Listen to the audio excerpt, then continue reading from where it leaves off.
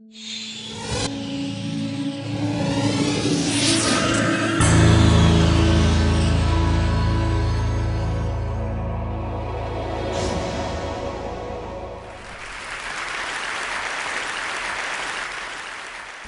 do you explain when things don't go as we assume?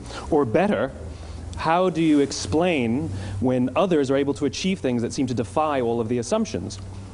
For example, why is Apple so innovative? Year after year after year after year, they're more innovative than all their competition. And yet, they're just a computer company. They're just like everyone else. They have the same access to the same talent, the same agencies, the same consultants, the same media. Then why is it that they seem to have something different? Why is it that Martin Luther King led the civil rights movement? He wasn't the only man who suffered in a pre-civil rights America, and he certainly wasn't the only great orator of the day. Why him? And why is it that the Wright brothers were able to figure out controlled powered manned flight when there were certainly other teams who were better qualified, better funded, and they didn't achieve powered manned flight, and the Wright brothers beat them to it? There's something else at play here.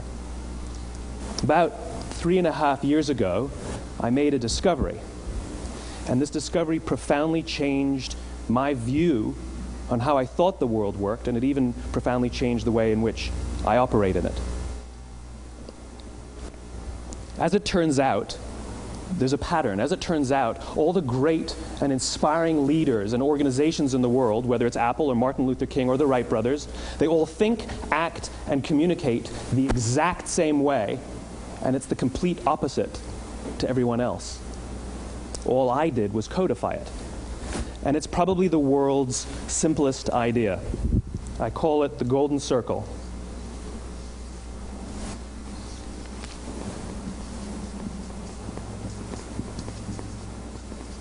Why, how, what? This little idea explains why some organizations and some leaders are able to inspire where others aren't. Let me define the terms really quickly. Every single person, every single organization on the planet knows what they do, 100%. Some know how they do it, whether you call it your differentiating value proposition or your proprietary process or your USP. But very, very few people or organizations know why they do what they do. And by why, I don't mean to make a profit. That's a result. It's always a result. By why, I mean what's your purpose? What's your cause? What's your belief? Why does your organization exist? Why do you get out of bed in the morning? And why should anyone care? Well, as a result, the way we think, the way we act, the way we communicate is from the outside in. It's obvious. We go from the clearest thing to the fuzziest thing. But the inspired leaders and the inspired organizations, regardless of their size, regardless of their industry, all think, act, and communicate from the inside out. Let me give you an example. I use Apple because they're easy to understand and everybody gets it. If Apple were like everyone else, a marketing message from them might sound like this. We make great computers. They're beautifully designed, simple to use, and user-friendly. Want to buy one? Meh. And that's how most of us communicate. That's how most marketing is done, that's how most sales is done, and that's how most of us communicate interpersonally. We say what we do, we say how we're different or how we're better, and we expect some sort of behavior, a purchase, a vote, something like that. Here's our new law firm. We have the best lawyers with the biggest clients. We have, we always perform for our clients, do business with us. Here's our new car. It gets great gas mileage. It has, leather seats. Buy our car. But it's uninspiring. Here's how Apple actually communicates. Everything we do, we believe in challenging the status quo. We believe in thinking differently. The way we challenge the status quo is by making our products beautifully designed, simple to use, and user-friendly. We just happen to make great computers. Want to buy one? Totally different, right? You're ready to buy a computer from me. All I did was reverse the order of the information. What it proves to us is that people don't buy what you do, people buy why you do it. People don't buy what you do, they buy why you do it. This explains why every single person in this room is perfectly comfortable buying a computer from Apple. But we're also perfectly comfortable buying an MP3 player from Apple, or a phone from Apple, or a DVR from Apple. But as I said before, Apple's just a computer company. There's nothing that distinguishes them structurally from any of their competitors. Their competitors are all equally qualified to make all of these products. In fact, they tried. A few years ago, Gateway came out with flat-screen TVs. They're eminently qualified to make flat-screen TVs. They've been making flat-screen monitors for years. Nobody bought one. And Dell came out with MP3 players and PDAs. And they make great quality products, and they can make perfectly well-designed products, and nobody bought one. In fact, talking about it now, we can't even imagine buying an MP3 player from Dell. Why would you buy an MP3 player from a computer company? But we do it every day. People don't buy what you do, they buy why you do it. The goal is not to do business with everybody who needs what you have. The goal is to do business with people who believe what you believe. Here's the best part. None of what I'm telling you is my opinion. It's all grounded in the tenets of biology, not psychology, biology. If you look at a cross-section of the human brain, looking from the top down, what you see is the human brain is actually broken into three major components that correlate perfectly with the golden circle. Our newest brain, our Homo sapien brain, our neocortex, corresponds with the what level. The neocortex is responsible for all of our rational and analytical thought and language. The middle two sections make up our limbic brains, and our limbic brains are responsible for all of our feelings, like trust and loyalty. It's also responsible for all human behavior, all decision-making, and it has no capacity for language. In other words, when we communicate from the outside in, yes, people can understand vast amounts of complicated information like features and benefits and facts and figures. It just doesn't drive behavior. When we communicate from the inside out, we're talking directly to the part of the brain that controls behavior, and then we allow people to rationalize it with the tangible things we say and do. This is where gut decisions come from. You know, sometimes you can give somebody all the facts and your figures, and they say, I know what all the facts and details say, but it just doesn't feel right. Why would we use that verb? It doesn't feel right. Because the part of the brain that controls decision-making doesn't control language. And the best we can muster up is, I don't know, it just doesn't feel right. Or sometimes you say you're leading with your heart or you're leading with your soul. Well, I hate to break it to you, those aren't other body parts controlling your behavior. It's all happening here in your limbic brain, the part of the brain that controls decision-making and not language.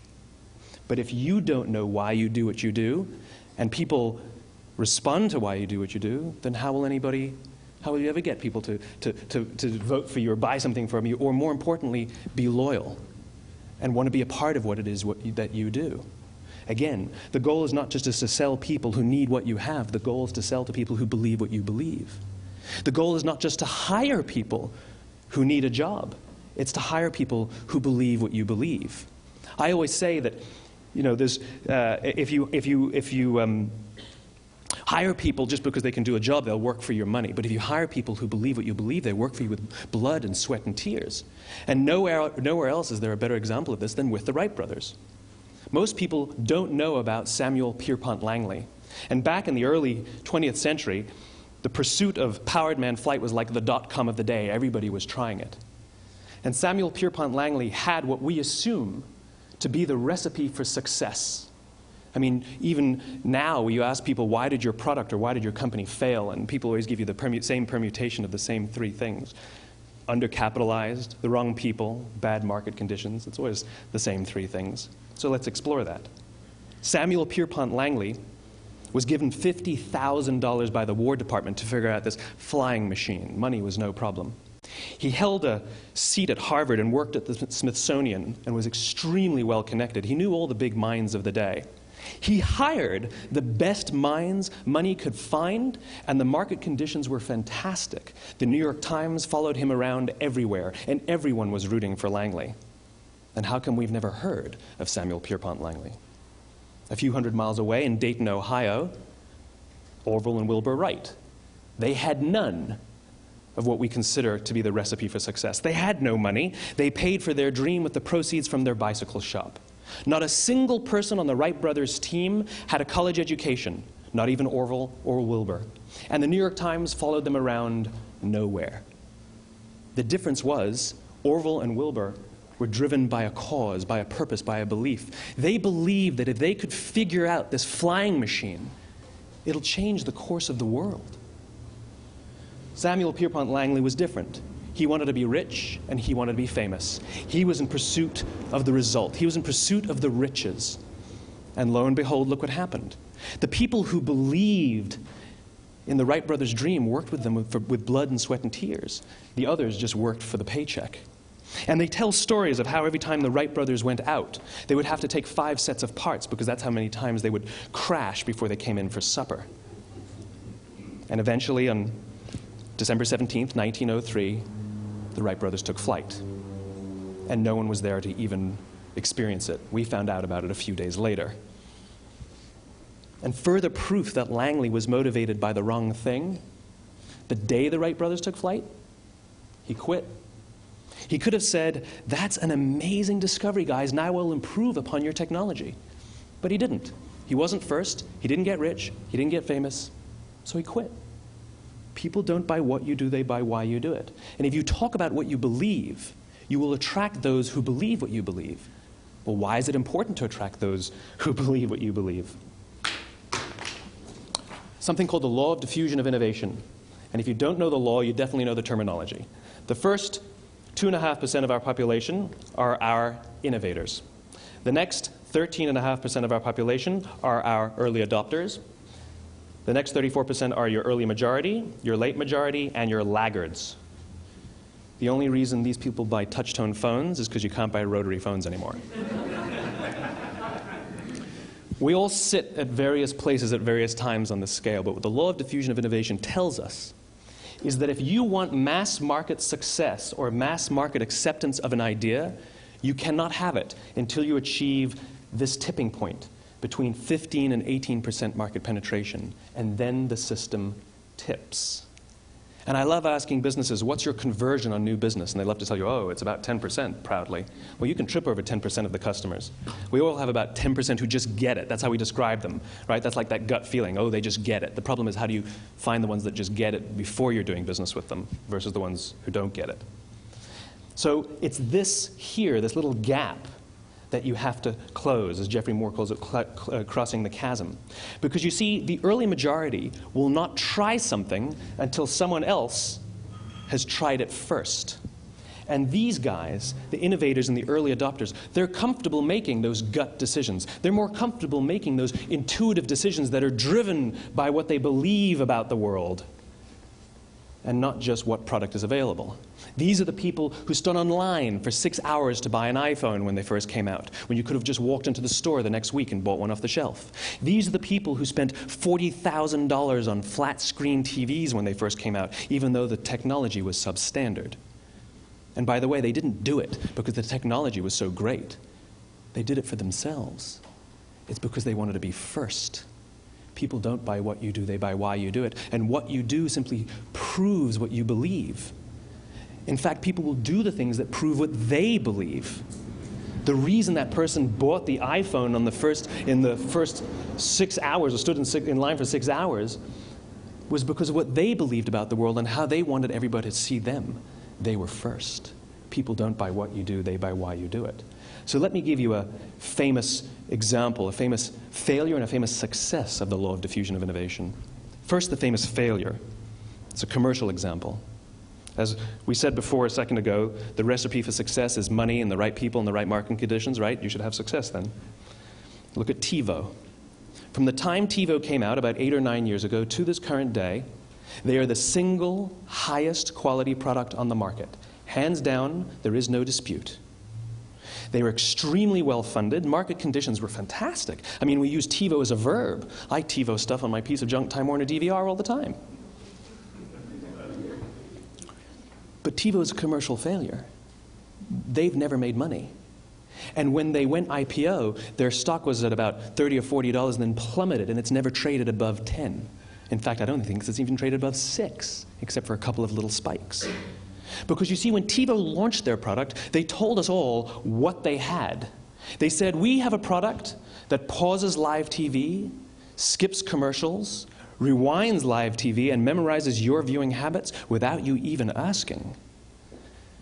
And the cynical majority said, we don't believe you, we don't need it, we don't like it, you're scaring us.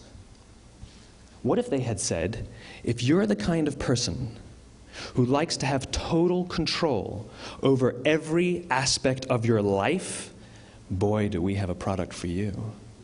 It pauses live TV, skips commercials, memorizes your viewing habits, etc., etc. People don't buy what you do, they buy why you do it, and what you do simply serves as the proof of what you believe. Now let me give you a successful example of the law of diffusion of innovation. In the summer of 1963, 250,000 people showed up on the Mall in Washington to hear Dr. King speak. They sent out no invitations, and there was no website to check the date. How do you do that?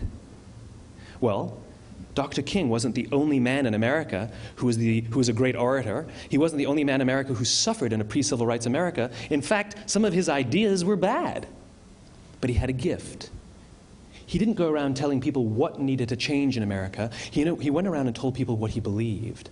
I believe, I believe, I believe, he told people.